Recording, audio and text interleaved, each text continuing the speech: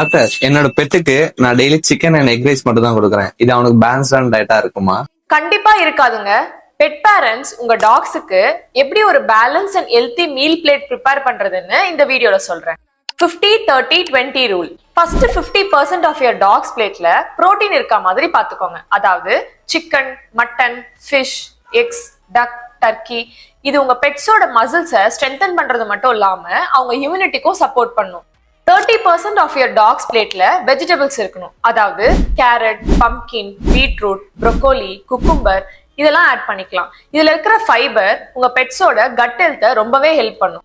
Next 20% of your dogs பிளேட்ல healthy corps இருக்க மாதிரி பாத்துக்கோங்க. For example sweet potato, millets, rice, brown rice, quinoa இதெல்லாமே ஆட் பண்ணிக்கலாம். இதுதான் உங்க டாகை நாள் ஃபுல்லா ஆக்டிவா வச்சுக்கிறதுக்கு ரொம்பவே ஹெல்ப் பண்ணும்.